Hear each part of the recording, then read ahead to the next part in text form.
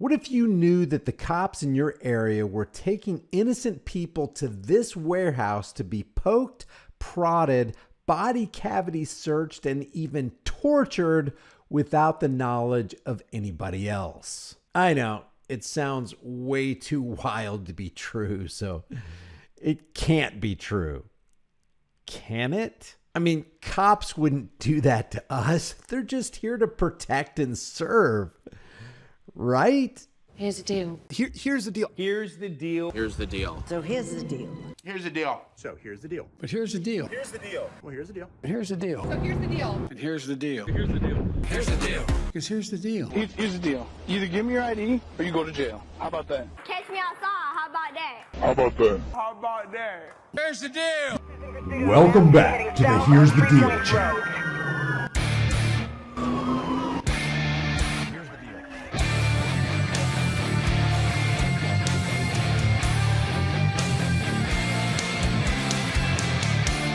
This right here should serve as an example of why we should put to bed this tired old argument of there are only a few bad apples spoiling the whole bunch.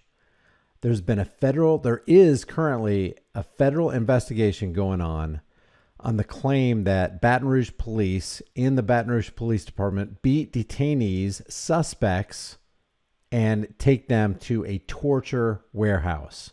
And guess what the name of this police group is? It's called BRAVE, and it stands for Baton Rouge Area Violence Elimination. And they take these people and perform violent acts on them. This is the violence elimination team for the Baton Rouge Police Department. You can't make this stuff up. Actually, you could, but why would you have to? Because the script writes itself. I'm going to read some of this, and we're going to look at this news article. It's just off the charts because you have this right here. You had this just a couple, when was this? When did this come out? On August 13th, 2023. Remember the Rankin County, Mississippi cops who were, it says right here, on the evening of January 24th, 3 sheriff's deputies in Rankin County, Mississippi received a group text message from another deputy on the same shift. Are y'all available for a mission? Well, guess what the mission was? Look at the headline here. Tasers, taunts, torment, how 6 white officers subjected 2 black men to hours of grueling violence and then tried to cover it up. I mean, they were doing some nasty things in Rankin County, Mississippi to these guys. And this is another example. You're going to see this isn't an issue where it's just a racist thing. This isn't a racism type of issue. This is a totalitarian type of issue where the power goes to these people's heads so bad and the disease that they have in their minds is so malignant that they do these off the charts, disgusting things to their fellow human beings for apparently no reason at all. It says 3 Baton Rouge police officers have been hit with criminal charges as investigators probe allegations that a street crime unit turned an unmarked warehouse dubbed the Brave Cave into a torture chamber where innocent people were assaulted, stripped, and strip searched and subject to body cavity searches. Who would do that? What kind of sicko psychopath do you have to be to actually go to work and carry out these kind of activities and then go home and let's say you have a family? Do you brag to your family about that, or do you just keep it to yourself because you know it's so shameful you don't dare breathe a word of that to anybody outside your little thin blue line club? Deputy Chief Troy Lawrence Sr. was charged with simple battery, obstruction of justice, malfeasance in office, and theft, and was placed on administrative leave. I wonder if it's paid administrative leave. This is according to Police Chief Murphy Paul. And we're going to see that this guy is the police chief over a department that actually has written in its code. Well, stay tuned. You'll see. Sergeant Jesse Barcelona was charged with obstruction of justice, malfeasance in office, and theft. And Corporal Todd Thomas was charged with theft, obstruction of justice, malfeasance in office, and simple battery. Those 2 officers were also placed on leave. So let's listen to some of this story right here. The police department in Baton Rouge, Louisiana, is under scrutiny because of lawsuits that claim officers tortured detainees in an off-site warehouse. NBC News Now correspondent Stephen Romo has more on the disturbing allegations. Shocking allegations about an unmarked police facility in Baton Rouge, Louisiana, coming to light in a new federal lawsuit. Detainees are essentially kidnapped, taken, interrogated, frequently beaten, and strip searched. Now, one of the officers involved. Oh, there's one of the officers. Is this a racism thing? Because black officers are taking black guys to this torture warehouse and basically doing whatever they want to with them. Troy Lawrence Jr. has resigned and is charged with small battery in connection to a different incident. Local leaders disturbed by the revelations. I made the immediate decision to permanently close the facility. I always wonder if they knew. I wonder if the mayor knew. I wonder if the police chief knew, and they're just now trying to cover their own tracks. I wonder if during this investigation, some of these cops who are being investigated will somehow mysteriously disappear. 47-year-old Ternell Brown is suing the Baton Rouge Police Department, saying she endured sexual humiliation while in custody in June. Brown says in the complaint she was stopped while carrying 2 types of her own prescription pills and taken to an off-site warehouse referred to as the Brave Cave by the Baton Rouge Area Violence Elimination. Look at that. Brave. Baton Rouge Area Violence Elimination. It's maybe they should call it Baton Rouge Area Violence. I guess you can't use initiation, but that's what it is.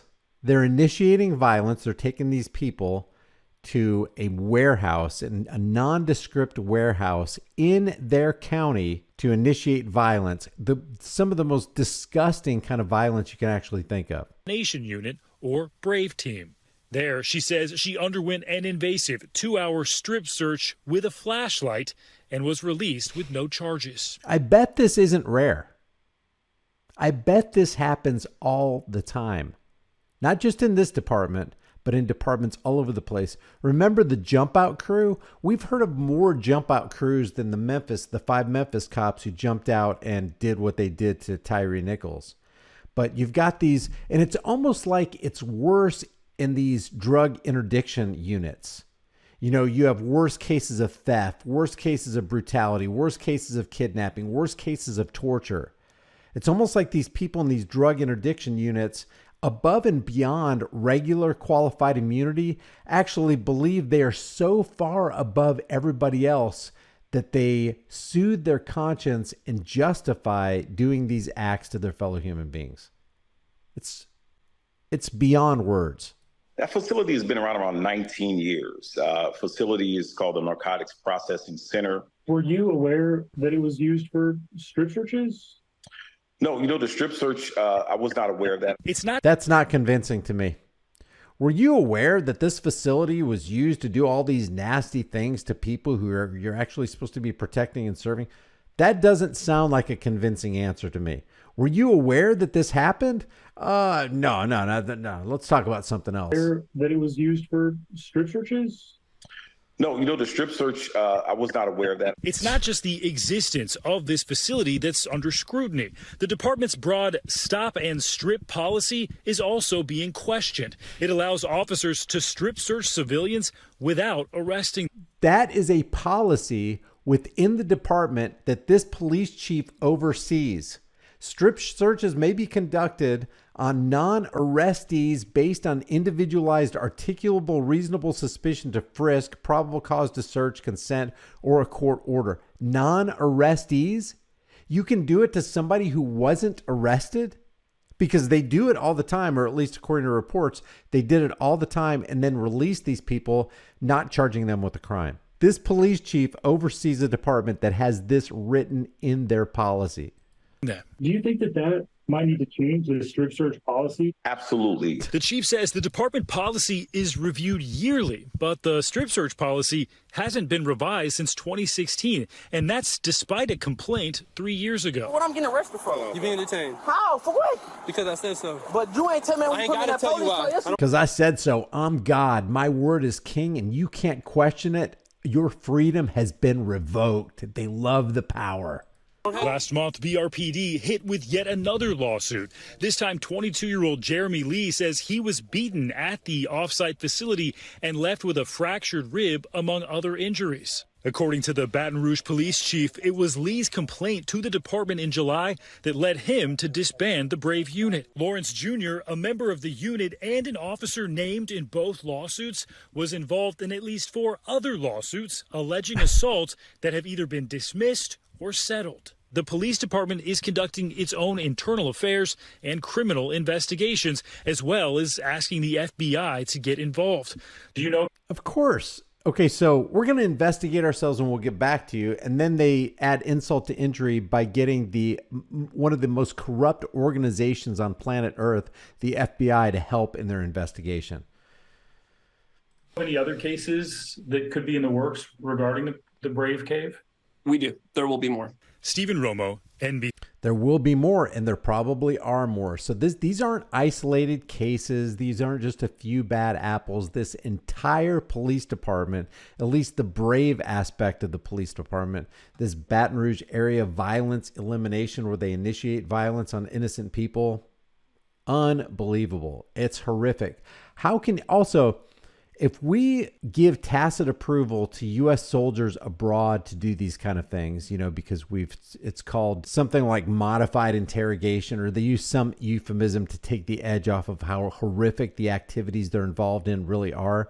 So how can we give tacit approval to U.S. soldiers abroad, and then those U.S. soldiers, when they quit the military, become police officers? How can we expect them not to use those same tactics here?